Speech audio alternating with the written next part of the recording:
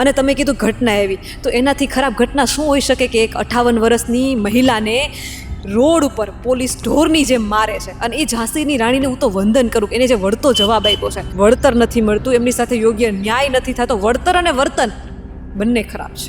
નેતાએ ખૂબ મોટા નેતાએ એક એવું સ્ટેટમેન્ટ આપ્યું હતું ઘણા વર્ષો 20-25 વર્ષ પહેલાંની વાત છે કે હું દિલ્હીથી એક રૂપિયો મોકલાવું ને તો જનતા સુધી પહોંચતા એ પાવલું થઈ જાય છે. એસીવાળી ઓફિસમાંથી બેસી અને રિપોર્ટિંગ કરવું સહેલું છે, અમે પોતે પણ કરીએ છીએ, પણ ગ્રાઉન્ડ ઉપર તમે ઉતરો ત્યાંની પરિસ્થિતિ અલગ હોય છે. પત્રકારો અને બધા જ જેટલી જનતા છે બધા જ સમજી જાય કે આપણી ફરજ શું છે, તો પછી આ ભ્રષ્ટાચારને ખૂબ જલ્દી આપણે ડામી શકીએ. પોલ ઊભા કરો છો એ વાત તો અલગ છે, પણ એક વખત એટલે છે ને મરજી તો પૂછો. વળતરના આ બધા પ્રશ્નો તો બીજા નંબરના છે, એની મરજી નથી પૂછવામાં આવી. હું એક સરળ પત્રકાર છું, હું એક ખેડૂતની દીકરી છું, પણ એટલું આ બધી ઘટનાને કવરેજ આપ્યા પછી મને એવું થાય છે કે બધી જ રીતે ખેડૂતોનો ઉપયોગ થાય છે. રાજકીય રીતે પણ થાય છે, રાજકીય રોટલા પણ ખેડૂતોના મુદ્દાઓમાંથી શેકાય છે. આટલી મોટી ઉંમરે માર ખાતા વિડીયો વાયરલ થાય, એને મજા નહીં આવતી હોય? રાત્રે 2-2 વાગ્યા સુધી રામધૂનો, સભાઓ, કેટલી મસ્ત મોટી જેતપર ગામની બહેનો, એટલે ખેડૂતોના હિત માટે. અને તમામ ખેડૂતોને કહું છું કે તમારા હકની વાત છે, અવાજ ઉઠાવો.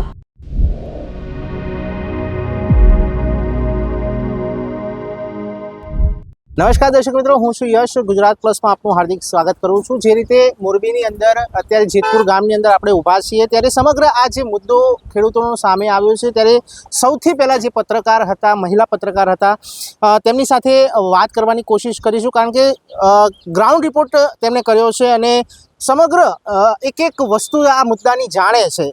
આપણે કાજલબેનનું સ્વાગત કરીએ ગુજરાત પ્લસમાં. આપનો ખૂબ ખૂબ આભાર. અને સર્વપ્રથમ તો તમને પણ અભિનંદન કે ગ્રાઉન્ડ રિપોર્ટ માટે આવ્યા અમદાવાદથી છે અહીંયા સુધી. કારણ કે મેં પહેલાંય કીધું છે કે એસીવાળી ઓફિસમાંથી બેસી અને રિપોર્ટિંગ કરવું સહેલું છે, અમે પોતે પણ કરીએ છીએ, પણ ગ્રાઉન્ડ ઉપર તમે ઉતરો ત્યાંની પરિસ્થિતિ અલગ હોય છે, અલગ વિસ્તાર હોય છે, ત્યાંની રહેણી કેણી, ત્યાંના લોકો, એની સાથે ભળવું, એમની સાથે વાતચીત કરવી, એના મુદ્દાઓને લઈ આવવા, અને પ્લસ કે ત્યાંનું વાતાવરણ, ઉનાળો છે, તડકો હોય, ઘણી બધી સમસ્યા હોય, આ બધાનો સામનો કરી અને ગ્રાઉન્ડ રિપોર્ટિંગ એક બહુ અઘરી વસ્તુ છે.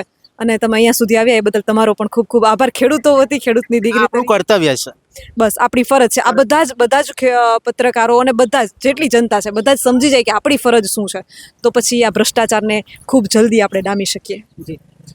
કાજલબેન, મારો પ્રશ્ન એ છે કે આ સમગ્ર જ્યારે આ આંદોલનની શરૂઆત થઈ રહી હતી અને ખેડૂતોની જ્યારે જમીનો પચાવવામાં આવી રહી હતી, કઈ રીતે તમને ખબર પડી કે આ વસ્તુ થઈ રહી છે આ જગ્યા ઉપર?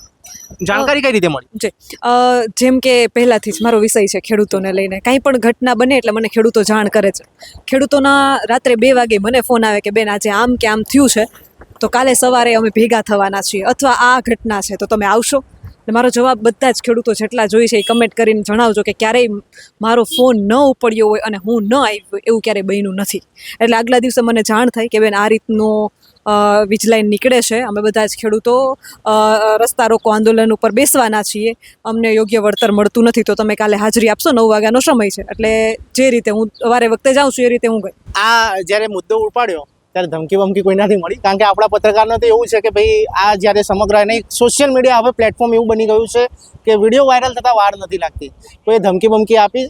નહીં, સ્વેચ્છાએ કહું છું, દબાણ નહીં, કોઈ જ જાતનું દબાણ નહીં, કોઈ જાતની ધમકી હજુ સુધી મને નથી મળી. ખેડૂતોનું આ મુદ્દે શું કહેવું છે? શું પરિસ્થિતિ હતી જ્યારે આ જમીનો તેમની લેવામાં આવી હતી? ખેડૂતો સાથે આપણે ચર્ચા કરી, શું કહી રહ્યા છે ખેડૂતો? ખેડૂતો સાથે જ્યારે મેં ચર્ચા કરી ત્યારે બધા જ ખેડૂતોનો એક સવાલ એ જ હતો કે બેન પહેલાં શરૂઆત ત્યાંથી થાય કે તમે સમજો આપણી પોતાનો એક સ્ટુડિયો છે, આપણા પોતાના સ્ટુડિયોમાં કોનું ઇન્ટરવ્યૂ લેવું ને કોને સ્ટુડિયોમાં બેસવા દેવા એ આપણે નક્કી કરતા હોઈએ છીએ. આપણી સ્ટુડિયોમાં કોઈ એમ ગમે એમ તો નથી ઘૂસી જતું. તો ખેડૂતોની પોતાની માલિકીની જમીન છે, એમાં ગમે એમ તમે એની પરમિશન વગર, એની મરજી વગર પોલ ખોડો છો, પોલ ઊભા કરો છો, એ વાત તો અલગ છે, પણ એક વખત એટલે છે ને મરજી તો પૂછો. વળતરના આ બધા પ્રશ્નો તો બીજા નંબરના છે, એની મરજી નથી પૂછવામાં આવી. એમ છતાંય આ જગતનો તાત ભોળો છે. એમ નથી, ક્યાંય તમે જોજો ખેડૂતો એવું નથી કીધું કે અમારી માલિકીની જમીન છે તો અમે પોલ કોઈ પણ કિંમતે અમે પોલ નહીં ઊભા થવા દઈએ. એ વળતર માટે લડી રહ્યા છે. અને જો તમે વિકાસની વાતો કરતા હો તો એને વિકાસનો વિરોધ નથી, પણ એને યોગ્ય વળતર નથી મળતું, એમની સાથે યોગ્ય ન્યાય નથી થતો, વળતર અને વર્તન બંને ખરાબ છે. અદાણી અને અંબાણી, 2 ગુજરાતી ઉદ્યોગપતિ, 2 ગુજરાતી રાજકારણી, એક આપે છે ને એક લઈ રહ્યો છે.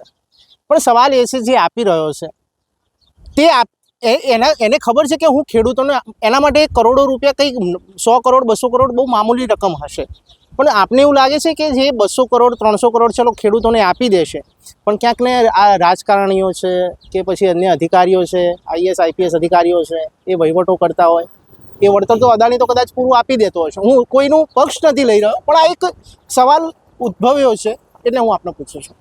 તમને ખબર હોય તો મારાથી ઘણા વરિષ્ઠ છો તમે, તમને ખ્યાલ હશે કે એક નેતાએ ખૂબ મોટા નેતાએ એક એવું સ્ટેટમેન્ટ આપ્યું હતું ઘણા વર્ષો 20-25 વર્ષ પહેલાંની વાત છે કે હું દિલ્હીથી એક રૂપિયો મોકલાવું ને તો જનતા સુધી પહોંચતા એ પાવલું થઈ જાય છે, તો બાકીના વચ્ચેથી રૂપિયા ક્યાં જાય છે?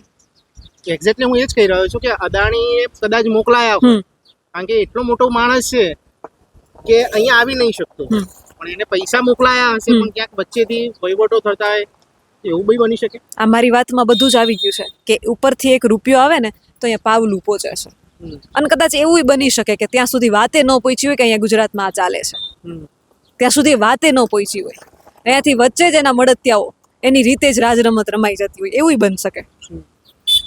ચોક્કસ. અને મારો બીજો પણ એ પ્રશ્ન હતો કે આપે જ્યારે આ મુદ્દો ઉઠાવ્યો ત્યારે કોઈ અધિકારી, આઈપીએસ અધિકારી કે કલેક્ટરનો જે રીતે કહી રહ્યા છે ગામજનો અને ખેડૂતો લોકો કહી રહ્યા છે કે કલેક્ટરે પાસ કરી નાખ્યો પૂછ્યા વગર, આપે કોઈ કલેક્ટરને કે કોઈ મામલતદારને, તલાટીને કે આઈપીએસ અધિકારીને, પોલીસ અધિકારીને કોઈને આ મુદ્દે વાત કરી ખરી આપે? જી, પુરોહિત સર સુરેન્દ્રનગરમાં જ્યારે ખેડૂતો રસ્તા રોકો આંદોલન ઉપર બેઠા હતા ત્યારે પુરોહિત સાહેબ સાથે ખેડૂતોએ મને કીધું કે બેન, પુરોહિત સાહેબે અમને એવું કીધું હતું કે જ્યાં સુધી અમારો વળતરનો યોગ્ય નિર્ણય નહીં આવે, અમારો કંપની સાથે વળતરના મુદ્દે યોગ્ય નિરાકરણ ન આવે ત્યાં સુધી પુરોહિત સાહેબે એમ કીધું ખાલી અમને સર્વે કરવા આપો, અમે ત્યાં સુધી આગળનું કામ નહીં કરીએ. આ મારી જવાબદારી છે અને એના વિડીયો આપ સોશિયલ મીડિયામાં પણ જોશો અને ખેડૂતોએ મને પણ આપેલા છે. પુરોહિત સાહેબે એવી જવાબદારી લીધી હતી કે જ્યાં સુધી વળતરનો યોગ્ય નિર્ણય ન આવે ત્યાં સુધી કામ શરૂ કરવામાં નહીં આવે. તો પછી મેં પુરોહિત સાહેબને પ્રશ્ન પૂછ્યો છે અને ગુજરાતનો અવાજ ચેનલ ઉપર એ વિડીયો પણ તમે જોઈ શકો છો, એણે કોઈ જવાબ આપ્યો નથી. તો આપને હવે શું લાગે છે કે શું વળાંક લેશે? કારણ કે હવે રવિવારે તો આ ગાંધીનગર કૂચ કરવા જઈ રહ્યા છે, શું લાગે છે? મેં પહેલાંય કીધું, જગતનો તાત છે ને બહુ ભોળો છે. હું રાજકારણનો માણસ નથી, હું એક સરળ પત્રકાર છું, હું એક ખેડૂતની દીકરી છું, પણ એટલું આ બધી ઘટનાને કવરેજ આપ્યા પછી મને એવું થાય છે કે બધી જ રીતે ખેડૂતોનો ઉપયોગ થાય છે.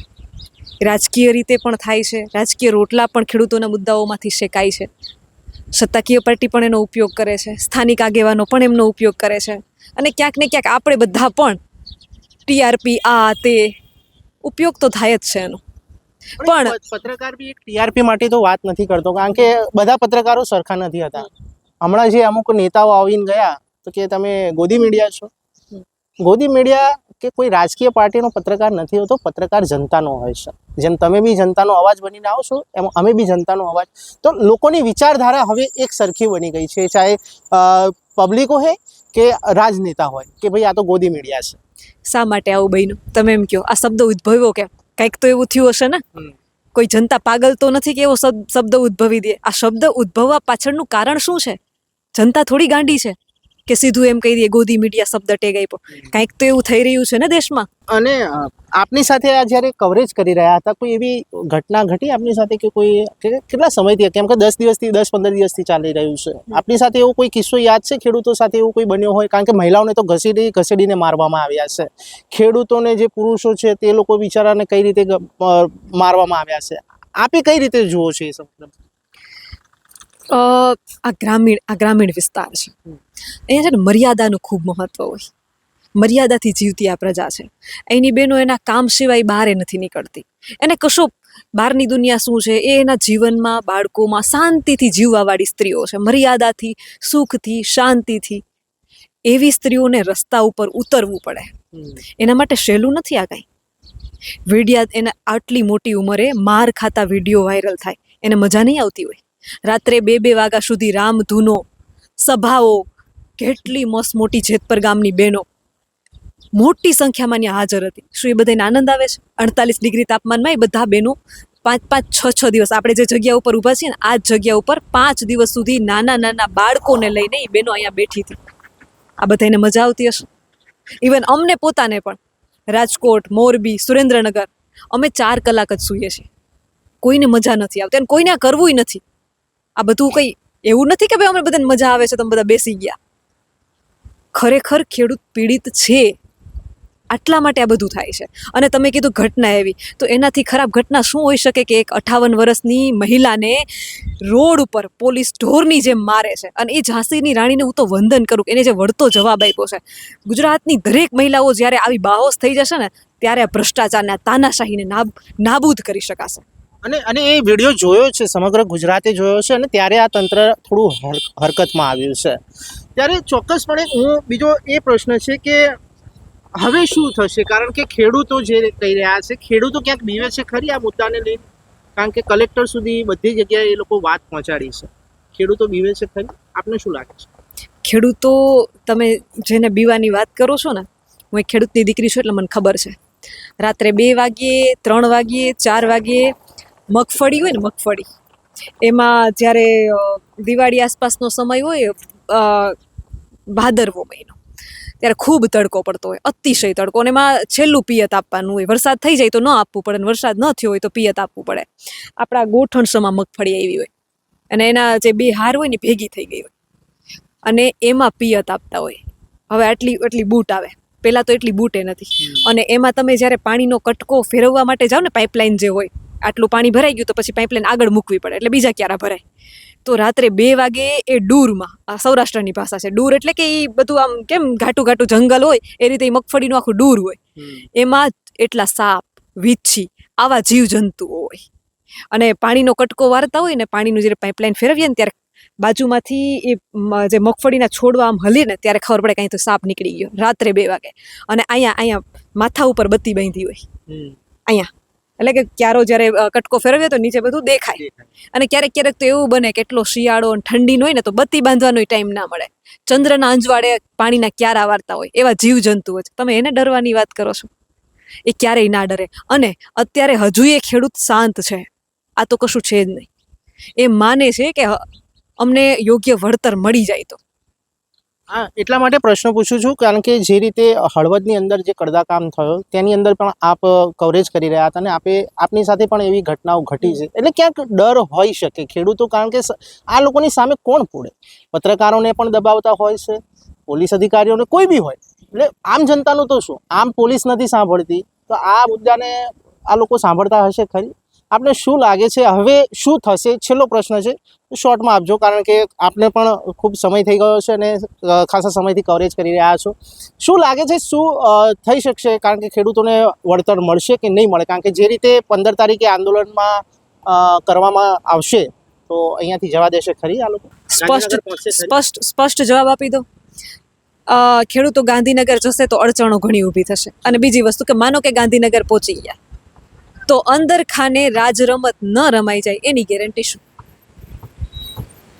આગેવાનો ખૂટી ન જાય એની ગેરંટી શું? સવાલ આ છે.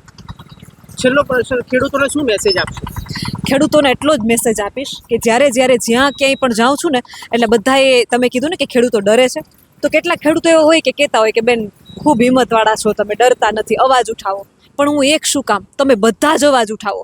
જો એક કાજલ સુવાથી આટલો ફરક પડતો હોય તો જ્યારે તમામ ગુજરાતના ખેડૂતો, તમામ ગુજરાતની જનતા, ન માત્ર ખેડૂતો, હું તો ત્યાં સુધી કહું છું કે જે ખેડૂત નથી, જે ખેડૂતનું અનાજ ખાય છે, એના ઉપર એક ખેડૂતનું ઋણ છે. આજે તમારે મોકો છે એ ઋણ, ખેડૂતોનું એ ઋણ ચૂકવવાનો. તમે ખેડૂત હોવ કે ન હોવ, ખેડૂતનો પ્રશ્ન હોય, ખેડૂતનો મુદ્દો હોય તો એમાં હાજરી આપવી તમારી ફરજ છે. જેતપર ગામમાં મેં ગઈ રાતે એ દ્રશ્ય જોયું કે ઘણા બધા એવા લોકો હતા કે જે ખેડૂત નહોતા પણ મૂળ જેતપર ગામના વતની હતા, મોરબી કે આસપાસના શહેરી વિસ્તારમાં રહેતા હતા. તો રાત્રે ખેડૂતોના સમર્થનમાં એ લોકો આવ્યા છે. આજે નહીં આવો તો ક્યારે આવશો? અને અનાજ વગર તો તમને કોઈને નહીં ચાલે ને, ભલે તમારે જમીન હોય કે ન હોય, અનાજ વગર નહીં ચાલે. એટલે ખેડૂતોના હિત માટે અને તમામ ખેડૂતોને કહું છું કે તમારા હકની વાત છે, અવાજ ઉઠાવો, બોલો. જનતા જાગશે તો નિર્ણય આવશે. તો આ હતા આપણી સાથે એક મહિલા પત્રકાર જેણે આ સમગ્ર મુદ્દો ચર્ચામાં લાવ્યા અને સરકારની આંખો ખોલવાની કોશિશ કરી. ત્યારે આવનારા સમયની અંદર હવે જે સોમવારની જો દિવસ પસંદ કરવામાં આવ્યો છે, ગાંધીનગર કૂચ કરવામાં આવશે ખેડૂતો દ્વારા, ત્યારે હવે સરકાર કઈ રીતે સાંભળે છે ખેડૂતોનો અવાજ તે જોવું રહ્યું.